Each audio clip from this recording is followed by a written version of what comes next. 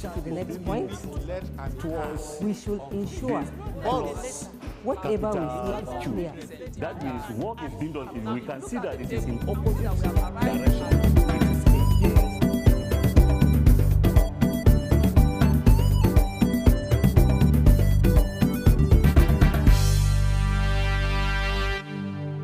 You're welcome, viewers, to this segment of the Kaduna State Ministry of Education e-learning program.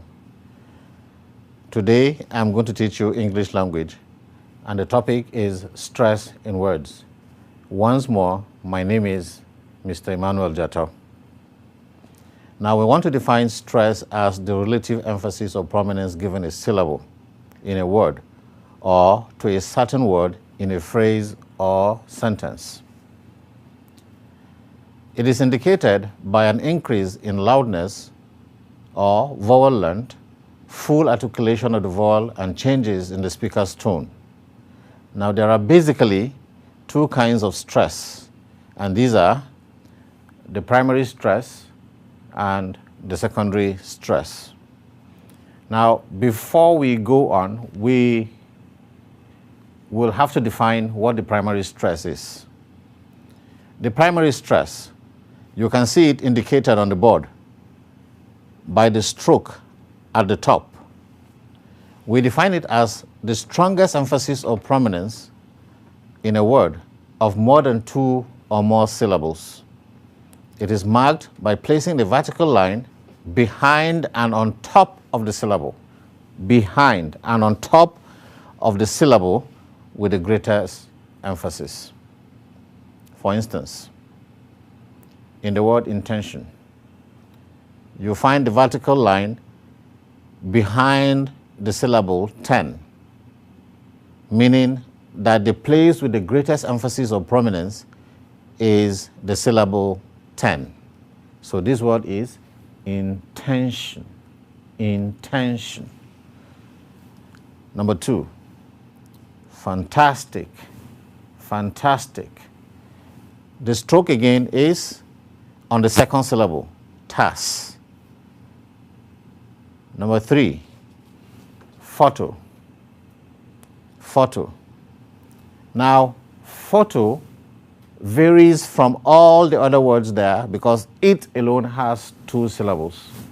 And because photo is a noun, the stress is on the first syllable. That is why the stroke, indicating the greater emphasis, is placed on the first syllable. That is behind the first syllable, fo. The last one, geographic, geographic. Now, this one has three syllables as well. And the place with the greater emphasis is on gra.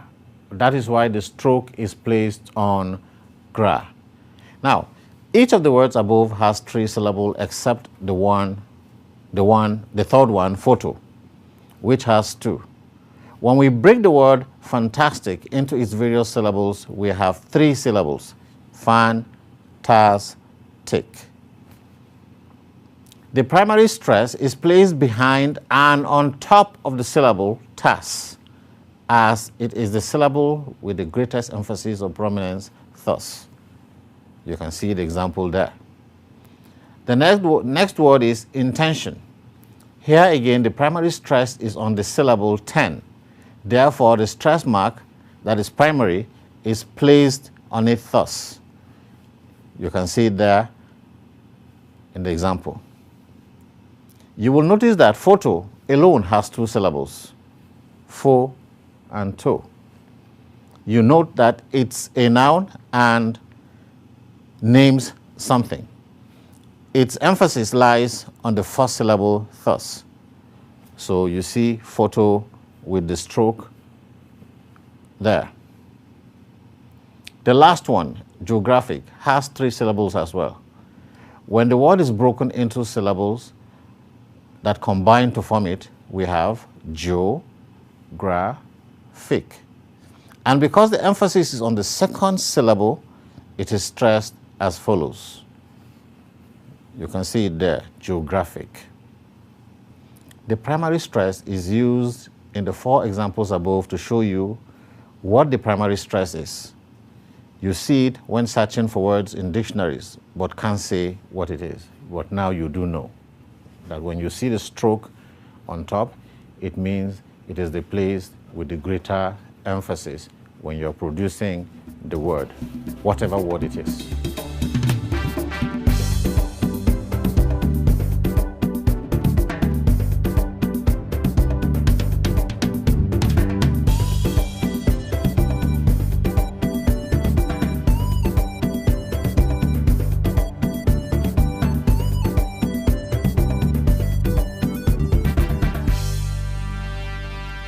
Number 2, secondary stress or obsolete secondary stress. It is the emphasis on a syllable of a word weaker than the primary stress but stronger than adjoining syllables. It is marked by a short vertical line behind the syllable but at its foot. So it is no longer at the top. As you can see from there, you can see the stroke is at the bottom, not the top this time. So the foot. Here are some examples. I have 2 examples here. One, a word with the primary stress beginning. You can see the stroke below. So we say pronunciation. Pronunciation. So pro. None is carrying the secondary stress, while A is carrying the primary stress. While with the second example, we have a compound word, vacuum cleaner. Vacuum cleaner. Vacuum cleaner. So the primary stress is on vacuum, while the secondary stress is on cleaner. Now, in some books, the primary stress is indicated by this mark. You can see it there. And the secondary stress is indicated by the one you see below, both of which are placed on the syllable marked as strong or weak. These days, however, and in examinations set by different exam bodies, capital letters are used to mark stressed syllables in words and in sentences. For instance, now if we take the word extermination, extermination, and break that up into syllables that combine to form it, we get the following: ex, ta, mi, nei, and shin. So it has 5 syllables. Now, in these exams, to find the primary stress in the above word, the student's duty is to select among the following options.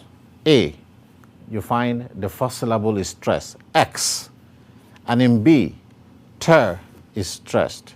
In C, mi is stressed. In D, nei is stressed. And in E, shin is stressed. Now, the stressed syllable there is nei, and therefore the option D is the right answer. Therefore, our answer for this very particular question will be D, because it is nei that receives the greater emphasis. Now, for instance, students should know that the stress pattern of a word depends on the number of syllables the word has. If a word has just 1 syllable, it means that the stress is on that syllable, and more often it is left unmarked. You don't need to mark it since it is just 1 syllable, and therefore you know it carries the stress. You take these words, for example, chair, just 1 syllable. Car, just 1 syllable. Sport, just 1 syllable. Shirt, just 1 syllable. Rich, just 1 syllable. Blonde, just 1 syllable. Bold, just 1 syllable. And because all these are just a single syllable, they received emphatic stress, but we don't need to indicate. Now, these words have just 1 syllable, and as such, their stress will be on that syllable. But because there is no other syllable following them, there is no need to have them marked. When a word has 2 syllables, that is, if it is bisyllabic, depending on whether it's a verb, a noun or adjective, and whether such words can be used as noun or adjective, that is, if they are dynamic words, having the same spelling. Nouns and adjectives are stressed on the first syllable, while verbs are stressed on the second syllable. Take the examples of the following dynamic words. You have, on the one hand, noun and adjective. On the other side, we have verbs. When you say export, export, export, that's a noun. When you say export, export, that's a verb. When you say import, import, that's a noun. When you say import, import, that's a verb. When you say digest, digest, that's a noun. When you say digest, digest, that's a verb. When you say refuse, refuse, that's a noun. When you say refuse, refuse, that's a verb. When you say insult, insult, that's an adjective. When you say insult, insult, that's a verb. When you say rebel, rebel, that's a noun. When you say rebel, rebel, that's a verb. Now, the stress in the above words vary such that nouns and adjectives are stressed on the first syllable, while verbs are stressed on the second, as indicated by the capital letters on the first syllable for nouns and adjectives, and on the second syllable for verbs. Now, this is for words that are dynamic in nature, that is, having the same spelling but produced differently. Now, before we end this lesson, we'll have to recap for the benefit of those of you who are listening via radio.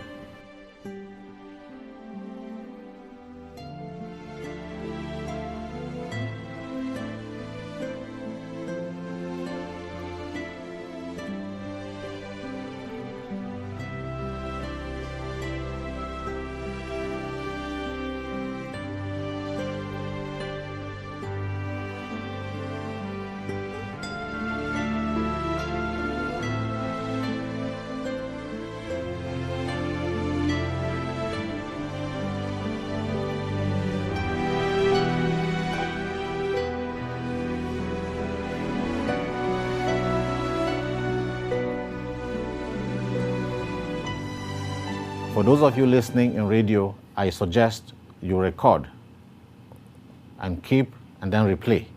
For those of you watching by TV, snap the slides as they are projected. We said stress is the relative emphasis or prominence given to a certain syllable in a word or to a certain word in a phrase or sentence. We said it is also indicated by an increase in loudness or vowel length, full articulation of vowel, and changes in the speaker's tone. There are basically, like I said, two types of stress. One of it is called the primary stress and the other one is called the secondary stress. Now, the primary stress is indicated by the stroke, as you can see in the box above. It is always above and behind the syllable that is emphasized. It is the strongest emphasis or prominence in a word of more than two or more syllables. It is marked by placing a vertical line behind and on top of the syllable with the greatest emphasis. For instance, we have some words here. You can see the primary stress behind the syllable that receives the greater emphasis. So we have intention, fantastic, photo, geographic. Now, for each of the words above has three syllables except the third one, which is photo, which has two. When we break the word fantastic into its various syllables, we have three syllables there. Fan, tas, tick. Now, the primary stress is placed behind and on top of the syllable tas, as it is the syllable with the greatest emphasis or prominence, thus. Fantastic. You can see the primary stress behind thus.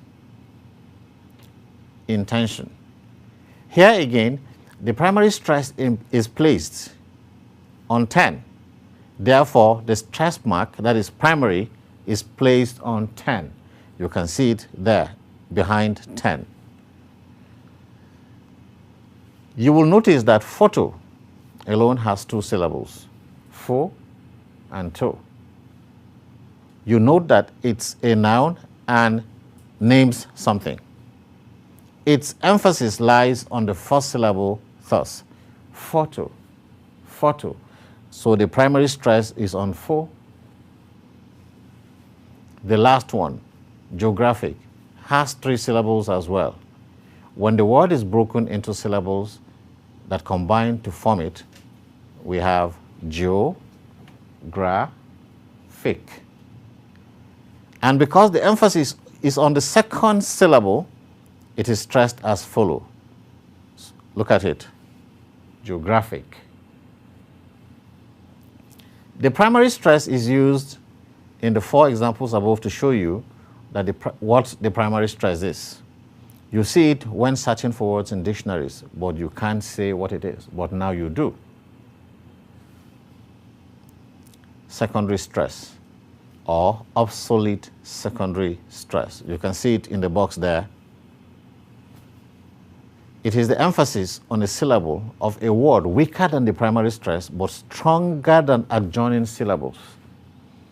It is marked by a short vertical line behind the syllable, but at its foot. You can see it below. Now here are some examples. Pronunciation. Pronunciation. You can see the secondary stress below none, and you can see the primary stress on A. Then vacuum cleaner. You can see the primary stress on vacuum and the secondary stress on cleaner. Now in some books, the primary stress is indicated by the following mark. You can see that one there, and the secondary stress is indicated by the other, both of which are placed on syllables marked as strong or weak. These days, however, and in examination sets by maybe WAEC, NECO, NAPTEC, whatever, the primary stress is indicated by capitalization. Capitalization. Now, if we take the word extermination, for instance, it has 5 syllables. Look at them. X, 1, ter, 2, me, 3, ne, 4, shin, 5. Now, in these exams, to find the primary stress in the word extermination, the options will be given to you, maybe A to E. You'll find that in A, X is emphasized. In B, ter is emphasized. In C, me is emphasized. In D, ne is emphasized. And in E, shin is emphasized. Now, one of the secrets that we have to unlock this kind of questions is that any word that ends with ION, you stress it on the second to the last syllable. Any word that ends with ION, you stress it on the second to the last syllable. And therefore, if we are stressing a syllable in the word extermination, the second to the last syllable is ne, and therefore D is our answer. Students should know that the stress pattern of a word depends on the number of syllables the word has. If the word has just 1 syllable, it means that the stress is on that syllable, and more often it is left unmarked, because we know it is just 1 syllable, and what is the point? Stressing it, marking it. So we leave it unmarked because the syllable is already there. Now take these words, for example. Chair. It is made up of just 1 syllable. Car is also just 1 syllable. Sport is also just 1 syllable. Shirt is a syllable. Rich is also a syllable. Blonde is just one syllable. Bold is just a syllable. Now, because these words have just one syllable, there is no point marking them because they are already marked. These words have just one syllable, and as such, their stress will be on that syllable. But because there is no other syllable following them, there is no need to have them marked, like I have said. But when a word has two syllables, if it is bisyllabic, if it is dynamic, depending on whether the same word has the same spelling for verbs, nouns, and adjectives, that is to say, it is dynamic, then in that case, since both spelling for nouns and verbs is the same, the difference will lie in the fact that nouns and adjectives will be stressed on the first syllable while the verbs will be stressed on the second syllable. They both have the same spelling, but they will be produced differently because the place that is stressed for nouns and adjectives is going to be on the first syllable, while for verbs it is going to be on the second syllable. Now let's take the following words for example. It would be erroneous for a teacher to come into the class and just write the word export and ask you to produce it without indicating whether for verb or noun. It will also be erroneous for the teacher to come and say, define this word, and just write it on the board without indicating whether for verb or noun, because both have the same spelling and are produced differently. As such, noun and adjective. Export, verb, export. Noun. Import, verb, import. Noun. Digest, verb, digest. Noun. Refuse, verb, refuse. Now, adjective, insult, verb, insult. Noun, rebel, verb, rebel.